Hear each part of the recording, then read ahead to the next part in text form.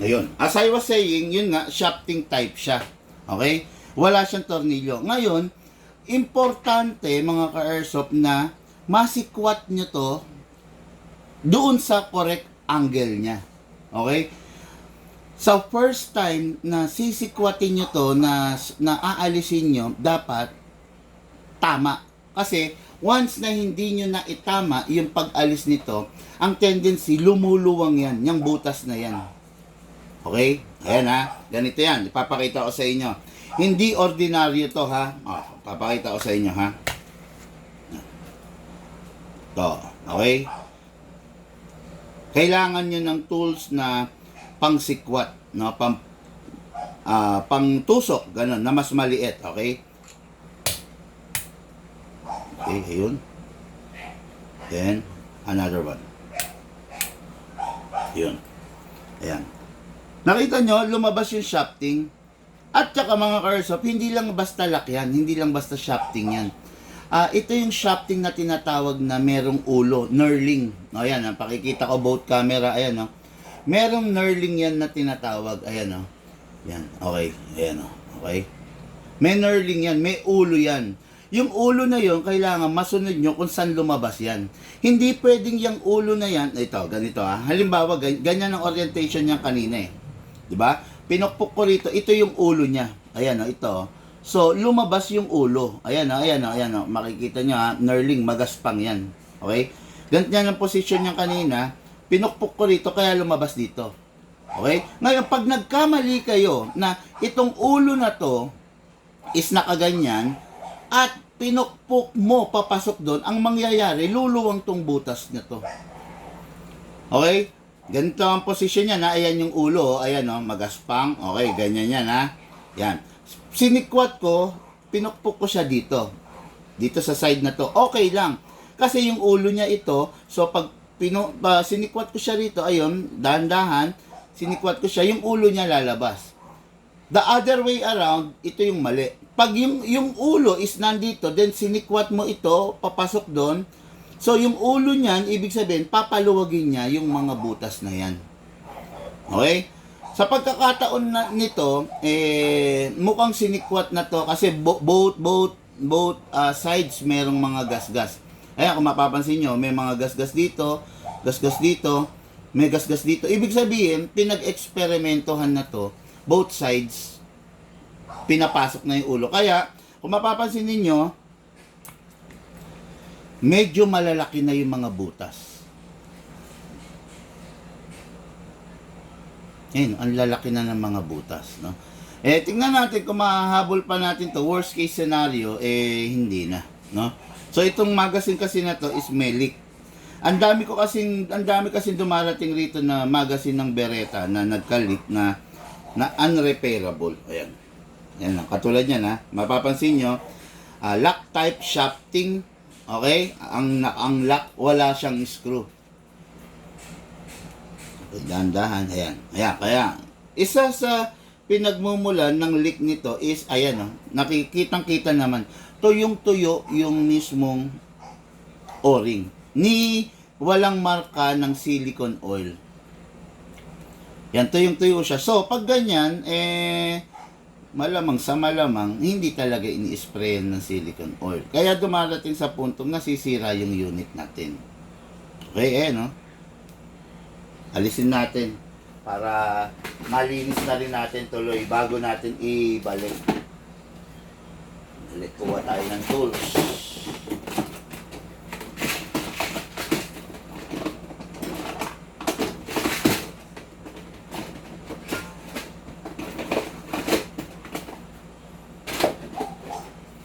Dali lang mga airsoft ha. Kukuha ko ng tools para maayos natin ito ng mahusay. Hindi yung ganito.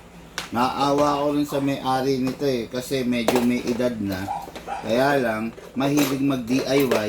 Pinapa-DIY niya doon sa kapitbahay niya na gumagawa ng TV. So, yung mekaniko ng TV, yung electrician ng TV, syempre, medyo malayo naman yung knowledge regarding dito, di ba? Ayun, kaya ang nangyayari, mas lumalala yung sira, di ba? Okay. Tatandaan nyo ha, Ito, ayan, makikita nyo ang maluwang.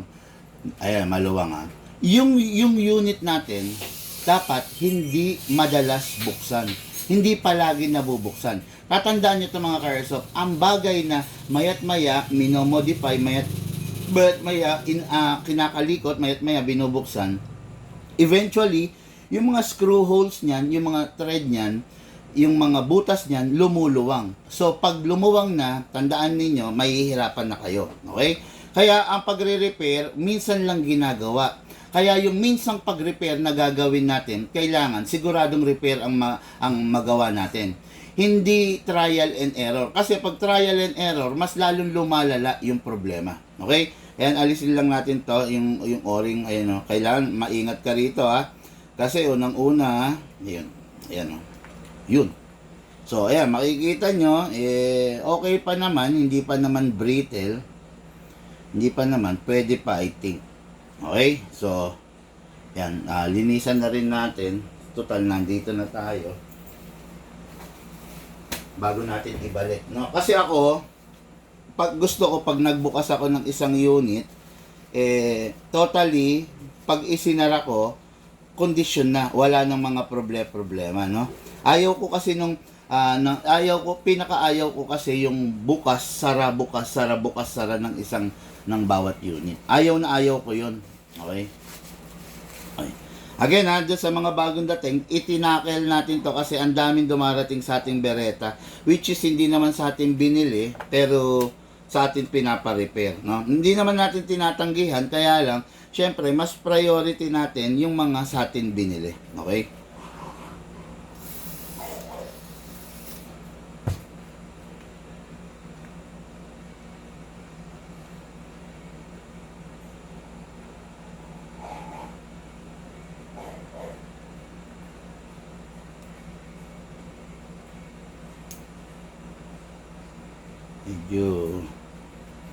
Medyo natatakot ako kasi ayaw kong yun, okay. Ayaw ko kasi syempre ayaw ko masira yung o-ring kasi syempre pag nasira yung o-ring baka sa atin isisi nung ka-airsoft, di ba? Kaya inaayos natin. Kailangan mailatag natin ng gusto yan, di ba? Hindi pwedeng basta lang ikinabit yan.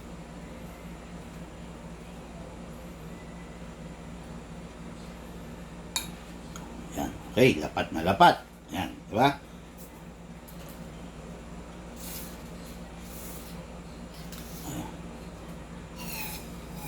Okay, ganito, mga airsoft, ayan ha, ito, kung saan ninyo inilabas itong ulo, dapat, kung unang lumabas yung ulo, dapat, ang unang papasok is yung paa.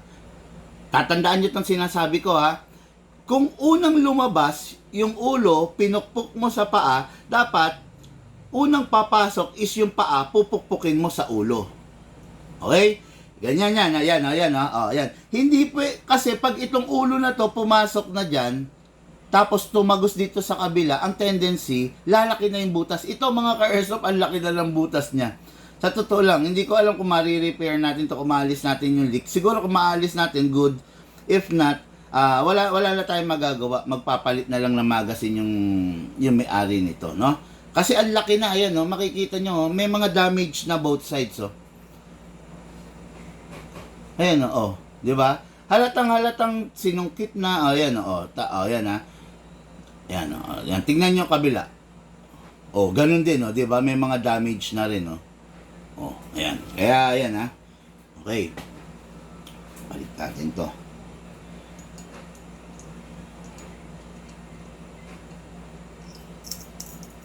Okay.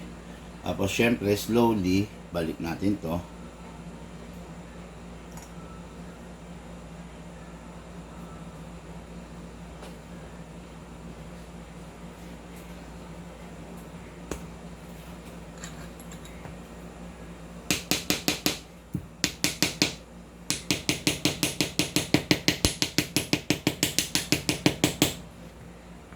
Okay. Yan. Ngayon, dito natin inilabas yung ulo. Ganyan kasi kanina pinukpok ko eh. Okay? Yan. Ito yung paa, ito yung ulo. Ayan to. Okay. Ngayon, ganun natin ipapasok. Paa muna, Okay, then, saka natin. Ito talaga mga Carson, no? Ito talaga ang nakikita kong isa sa downside ng isang Beretta. Hindi screw type ang magazine niya. So, eventually talaga, pag lumuwang yan, wala na tayong magagawa. Okay? Pasok natin dito. Siguraduhin lang natin malinis. Kasi yung minsan, yung kahit maliit na dumi, nagkokos ng leak. Ayan.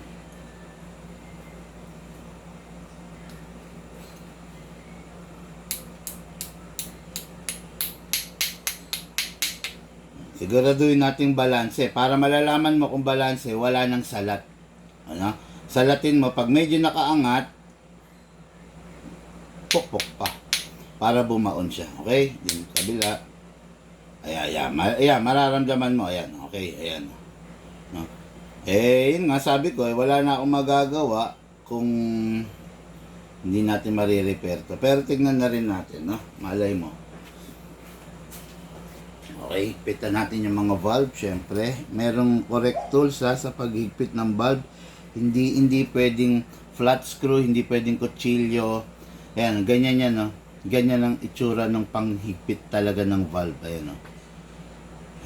Okay. Okay. So, check natin. Check natin kung meron pang leak. Just hope na okay na. Meron pa mga Airsoft.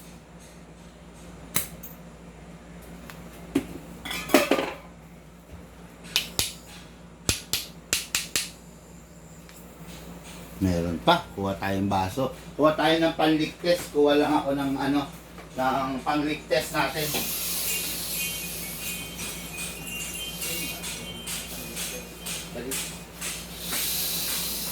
Yan ang sinasabi ko, no? Tandaan ninyo, ang magazine ng Beretta is isa sa mga napakaselan, no? Without the proper pagdi-DIY, without the proper knowledge ng pagdi-DIY, pwede ninyong sirain yung mismong magazine ninyo. Okay? Sa lagay nito, parang pasumpong-sumpong yung leak. Okay na.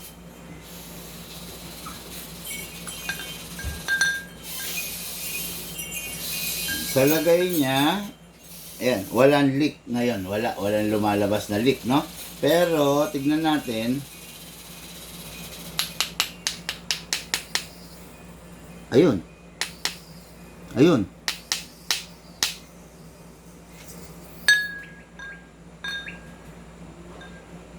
Ayun. Pag nagagalaw ang magazine,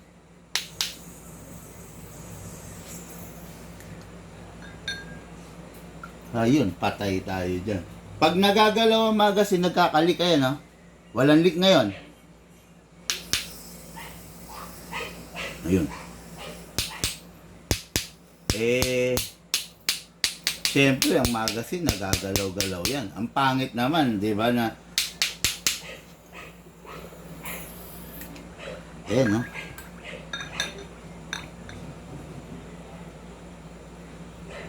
So, ayun. Sa puntong ito, wala na akong magagawa kasi masyado nang maluwang yung mga screw holes, no? Hindi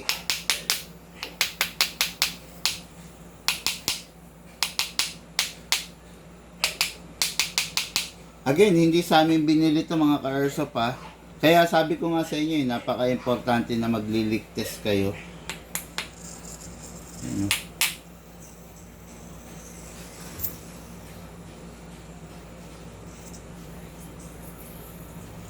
Patay tayo dyan. Okay, meron akong susubukan. Tignan natin kung magiging effective to. Pero hindi ko dapat i-share sa inyo to, pero titignan lang natin, ha, kung magiging effective mga ka-Airsoft. Ayan, katulad niyan, ha. Ito yung paa, pinukpok ko yung paa, lumabas yung ulo. Ayan, ha. Tignan natin, hindi to 100%, pero titignan ko. Kukuha lang ako, ha.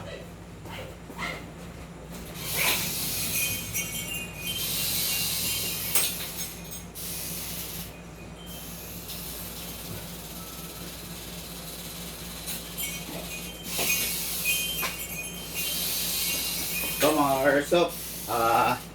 Turo ko sa inyo hindi dapat pero turo ko na rin, no? Ito, gamit tayo ng Teflon tape.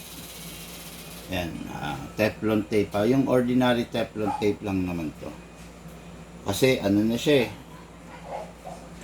sumisingaw na talaga no? Naawa naman tayo rin sa may-ari nito. Siyempre, hanggat maaari, gusto natin mag-enjoy siya rin sa unit niya. Kaya lang, paano naman siya mag-enjoy kung ganito, di ba? Gagamit tayo ng Teflon tape. Okay? Sana umubra.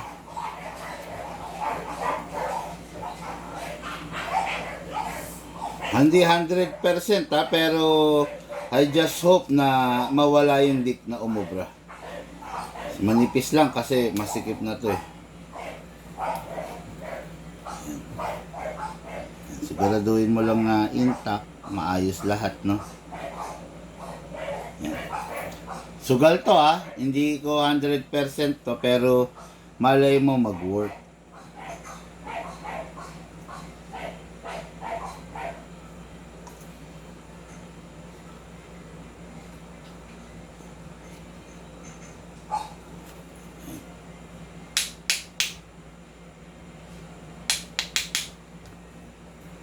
Okay, pasok natin to rito. Malay mo, pwedeng mag-work, pwedeng hindi.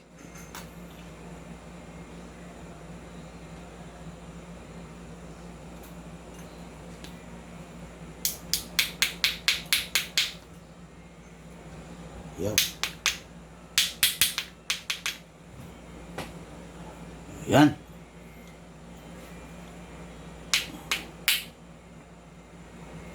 Yun, okay. Tingnan natin mga Airsoft. Kahit ako, hindi ko sure to, no? Pero, yan. Meron pa rin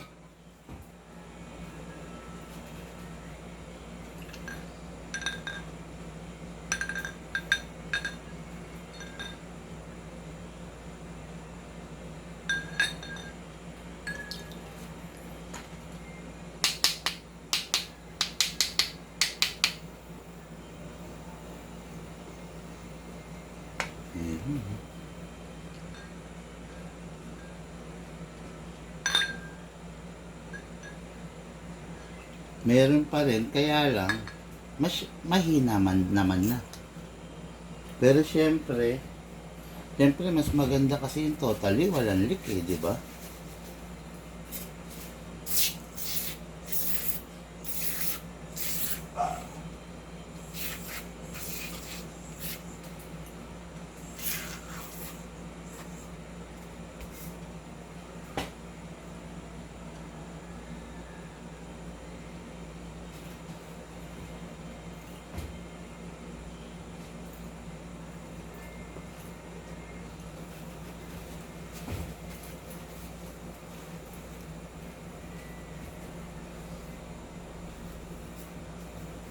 Masama ito Masama ito sa skin. Kaya minsan kasi, syempre hindi may iwasan. Sa totoo lang, meron kasi ako naririnig.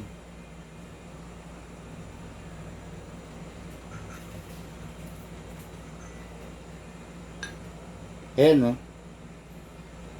Ewan ko lang kung nakikita niya yan, yung bubbles Di ba? Nakikita niyo naman siguro yung bubbles, di ba? Yun. Yan, may bubbles talaga. Ibig sabihin, may leak pa.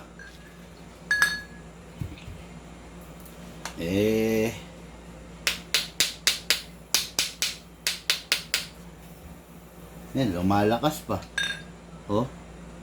Last. Ito na, last na Medyo try natin kapalan yung Teflon tape natin, no? Sabi ko naman sa inyo, hindi garantiya to Pero sinusubok lang natin. Baka malay nyo umubra, di ba? At least meron tayong panibagong bit-bit na kaalaman, di ba? Okay? So, paabutin na natin yung Teflon tape natin dito sa mismong tornilyo. Kasi nandito lang siya kanina eh. Oh. Paabutin na natin para medyo sumikips to. Okay?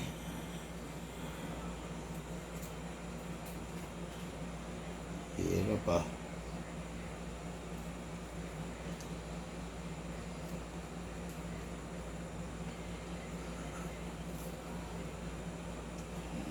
Okay, medyo kinakapalan ko na.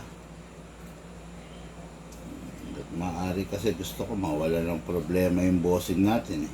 Kaya lang, dahil sa hindi tamang pagdi-DIY, ayun, nadali siya, no? So, ayan, medyo makapal na yan, ha? Kung mapapansin nyo, pati tornilyo, tinakpan ko na para medyo sumikip na siya.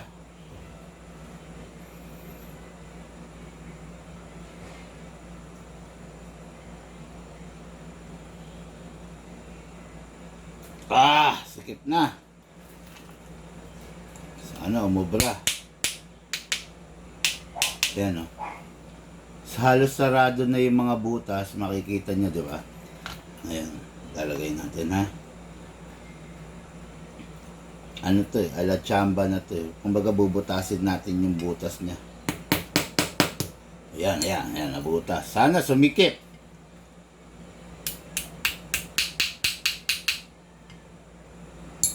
Okay. Kinakapa ko yung ulo eh. Okay.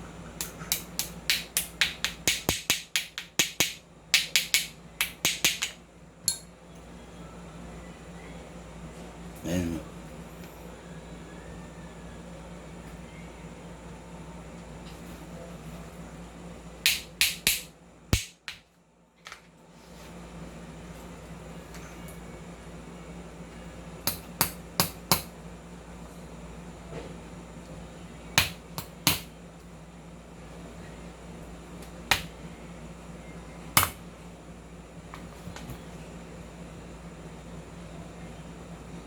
Okay. Natin mga ka-airsoft, the moment of truth. Pag ito, meron pa talaga, wala na akong magagawa talaga. Ay, nako. Good news!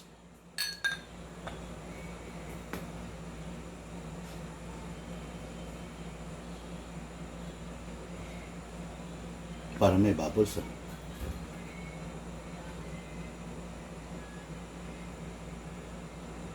Na. Good news.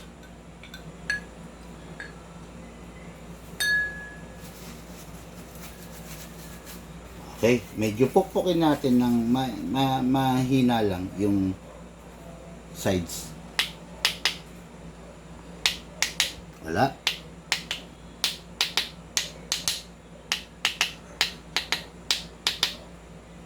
Lakasan natin konti.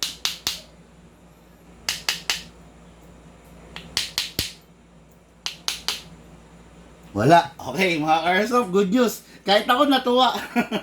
Kahit ako natuwa kasi ayun, nagawa natin siya, no? Ayun, nakakatuwa. Ayun, Teflon. O yun, ha? Nakita niyo naman, ha? Hindi ko sinasabing ito ang magiging pang-repair ninyo, pero isa to sa nakatulong. Okay? Hindi ko kine-claim na okay to, pero isa to sa nakatulong dito sa atin. The Teflon tape. Yan. Yan, nawala yung leak talaga. Oh, wala na. Wala na leak. Oh, yan ha. Oh. Wala na. So, okay, ayun. Teflon tape. Again, baka mapagkamalian nyo ha. Hindi ako nagmamagaling, hindi ko sinasabing ito ang magiging solusyon sa lahat ng mga problema, pero sa ngayon, sa problema natin na lumuwang na yon, no? Lumuwang na, ang nakatulong sa atin is the Teflon tape. Hindi sa lahat ng pagkakataon siya yung makakatulong, pero sa senaryo na nangyari rito sa unit ng ating ka-airsoft, Teflon tape ang nakatulong. Ngayon, syempre, hindi matatapos yan. Test fire natin. para malaman natin, baka pag nag-firing, meron leak na lumabas, di ba?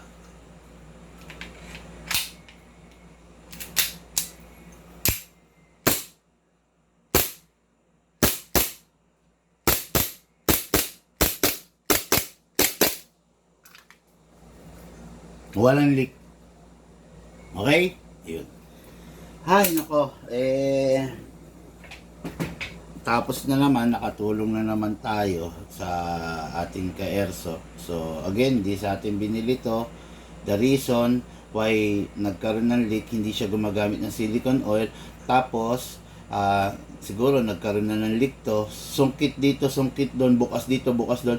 Hindi niya alam na yung shafting na yan is merong proper orientation yan. Merong ulo yan, no? So, ang nangyari, lumuwang na lumuwang yung mga butas niya. So, ayun, syempre, pag lumuwang na, hindi na niya kayang totally ilak. Ang Beretta kasi, mga ka-airsoft, is hindi siya screw type. Hindi siya bolt type. Bagkos lock type lang siya na shafting type. Okay? Yun.